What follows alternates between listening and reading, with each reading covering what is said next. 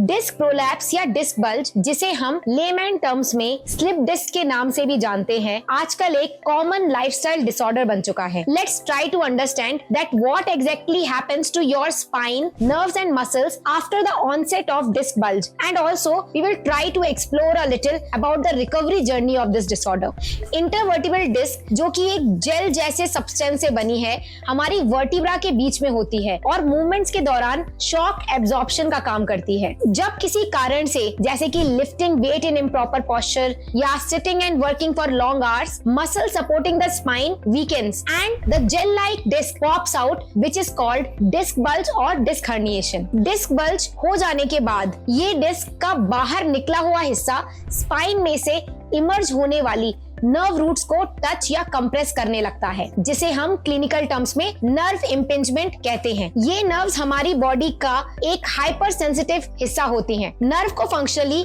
दो पार्ट्स में डिवाइड किया जा सकता है, sensory part and motor part. Nerve impingement होते ही सबसे पहले नर्व का सेंसरी पार्ट इम्पैक्ट हो जाता है और आपको टिंगलिंग, नमनेस जैसे अर्ली साइंस फील होने लगते हैं। हम अक्सर इन अर्ली साइंस को इग्नोर कर देते हैं और फिर हमें लोकलाइज पेन यानी नर्व इम्पिंजमेंट के आसपास वाले एरिया में पेन रहने लगता है। फॉर एग्जाम्पल, अगर किसी को सर्वाइकल डिस्क प्रोलैप्स हुआ है तो उनको posterior part of the neck में पेन महसूस होगा, और अगर किसी को लंबर डिस्क प्रोलैप्स हुआ है तो उनको लोअर बैक रीजन में पेन होना शुरू हो जाएगा। आफ्टर दिस, अगर हम रूट कॉज को जानकर करेक्ट ट्रीटमेंट शुरू नहीं करते हैं तो ये लोकलाइज पेन रेडिएटिंग पेन में प्रोग्रेस कर जाता है, जिसका मतलब है अगर आपको सर्वाइकल डिस्क प्रोलैप्स हुआ होगा तो आपका वो पेन आपके हाथों में ट्रेवल करने लगेगा, और अगर किसी को लंबर डिस्क प्रोलैप्स हुआ होगा तो उनको एक side of the lower limb में दर्द फील होने लगेगा।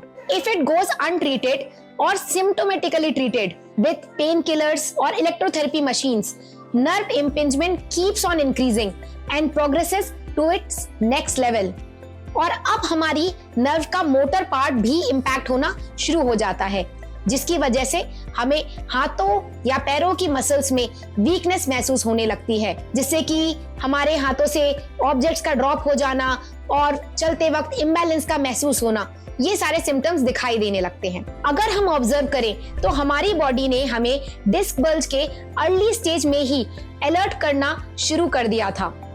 Right from sensory alerts, localise pain, radiating pain and finally the worst case scenario which is muscle weakness or muscle paralysis. Now let's look into the recovery journey of your disc bulge. If you identify your root cause timely and start the correct approach of treatment, it will follow the same exact course in reverse direction, which means सबसे पहले आपकी muscle strength वापस आएगी, फिर धीरे धीरे radiating pain खत्म होता चला जाएगा, फिर पेन का सेंट्रलाइजेशन यानी पेन स्पाइन के आसपास के मसल्स में रह जाएगा और धीरे धीरे वो भी डिसअपियर हो जाएगा, एंड फाइनली सेंसरी साइंस जैसे कि टिंगलिंग एंड नमनेस भी खत्म होते चले जाएंगे।